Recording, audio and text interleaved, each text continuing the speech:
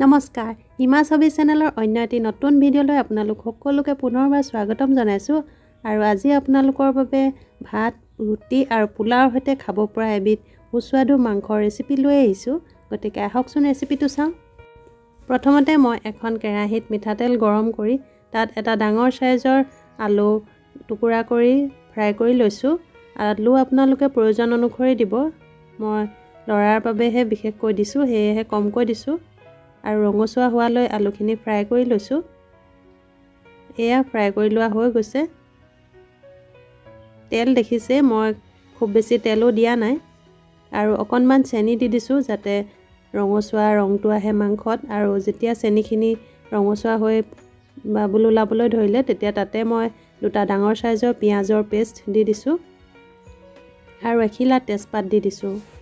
আৰু এইখিনি অকণমান লৰাই লৈছোঁ আৰু তাতে মই খুন্দি লোৱা আদা নহৰু 1.5 চামুচ দি দিছোঁ আৰু এই আদা নহৰুতে মই জালুক 8টামান আৰু এটা ইলাচি আৰু আধা ইঞ্চিমানৰ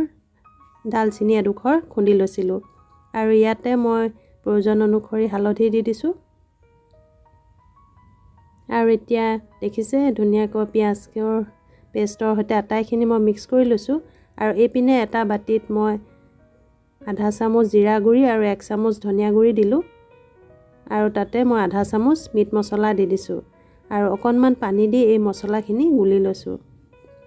যাতে পিঁয়াজৰ পেষ্টৰ সৈতে মছলাখিনি যোগ কৰিলে মছলাখিনি জ্বলি নাযায় সেয়েহে পানী অকণমান দি লৈছোঁ তেতিয়া গ্ৰেভিখনো ডাঠ হয় আৰু মছলাখিনিৰ পৰা জ্বলা গোন্ধটো নাহে আৰু ধুনীয়াকৈ এটা চেণ্ট আহে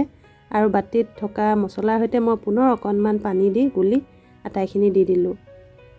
এতিয়া মই ইয়াতে 400 গ্ৰামমান ব্ৰইলাৰ মাংস দি দিছোঁ আৰু এই আটাইখিনি মছলাৰ সৈতে মই মাংসখিনি ভালদৰে লৰাই লৈছোঁ যাতে মিক্স হৈ যায় আৰু মছলাৰ গোন্ধটো সোমাই যায় এতিয়া মই প্ৰয়োজন অনুসৰি নিমখ দি দিছোঁ পিঁয়াজ আপোনালোকে মিহিকৈ কুটি ল'বও পাৰে কিন্তু পিঁয়াজৰ পেষ্ট কৰি দিলে মছলাৰ গ্ৰেভিখন খুব ধুনীয়া ডাঠ হয় আৰু খাবলৈও সোৱাদ হয় এতিয়া ঢাকন দি মই কম জুইত অলপ সময়ৰ বাবে সিজিবলৈ দিছোঁ আৰু এয়া অলপ সময়ৰ পাছত দেখিছে মাংসৰ পৰা পানী ওলাই ভালকৈ সিজি গৈছে আৰু লাহে লাহে তেলখিনি বিৰিঙিব ধৰিছে মই পুনৰ অকণমান সময় দি দিছোঁ যাতে মাংসৰ ৰংটো অকণমান ৰঙচুৱা হৈ যায় আৰু এয়া লাহেকৈ মাংসখিনি ৰঙচুৱা হ'বলৈ ধৰিছে এতিয়া তাতে মই ফ্ৰাই কৰি থোৱা আলু কেইডোখৰ দি দিছোঁ আৰু বিলাহী এটা কুটি লৈছিলোঁ সেইখিনিও দি দিছোঁ বিলাহীখিনি গলি যোৱালৈকে মই অকণমান সিজিবলৈ দিম আৰু এতিয়া আটাইখিনি মিক্স কৰি পুনৰ অকণমান সময়ৰ বাবে ঢাকন দি দিম যাতে বিলাহীখিনি গলি যায় আৰু এয়া দেখিছে মাংস খুব ধুনীয়া ৰং এটা ওলাইছে আৰু বিলাহীখিনিও প্ৰায় গলিবলৈ ধৰিছে ভিডিঅ'টি ভাল পালে কিন্তু লাইক এটা কৰিবলৈ একেবাৰে নাপাহৰিব আৰু লগতে যিসকলে নতুনকৈ চেনেলটি লৈ আহিছে আৰু প্ৰথমবাৰৰ বাবে ভিডিঅ' চাইছে তেওঁলোকে প্লিজ চেনেলটি ছাবস্ক্ৰাইব কৰি কাষতে থকা নটিফিকেশ্যন বেলটো প্ৰেছ কৰি অল কৰি থ'ব তেতিয়াহে মই আহিব লগা ভিডিঅ'বোৰ আপোনালোকে মই দিয়াৰ লগে লগে পাই থাকিব আৰু এয়া বিলাহী গলি তলত অকণমান লগা যেন হৈছে তেতিয়া খুব ধুনীয়া ৰং ওলায় মাংসৰ আৰু খুব ধুনীয়া ৰঙচুৱা হৈছে আপোনালোকে নিশ্চয় দেখিছে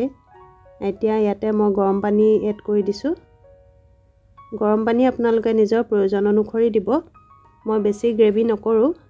অলপ ডাঠ কৰিম সেয়েহে মই কমকৈ দিছোঁ আৰু এনেদৰে কম জুইতে মই উতল আহিবলৈ দিছোঁ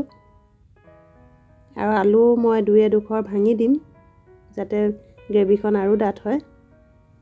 আৰু এয়া মাংস প্ৰায় সিজি গৈছে আৰু এনেদৰে অকণমান সময় মই মূৰে মূৰে ঢাকন দি সিজাই আছোঁ আৰু এয়া ধনিয়া কুটি লোৱা দি দিছোঁ আৰু এয়া ভাত বা পোলাওৰ সৈতে পৰিৱেশন কৰিবলৈ মাংস ৰেডি হৈ গ'ল মই পোলাওৰ সৈতে পৰিৱেশন কৰিছিলোঁ খাবলৈ খুবেই সোৱাদ হয় এই মাংসৰ জুতি লগা ব্যঞ্জনখন আপোনালোকেও ঘৰত এবাৰ ট্ৰাই কৰি মোক কমেণ্ট কৰি জনাব ভিডিঅ'টি শেষলৈকে চোৱাৰ বাবে সকলোলৈ অশেষ ধন্যবাদ থাকিল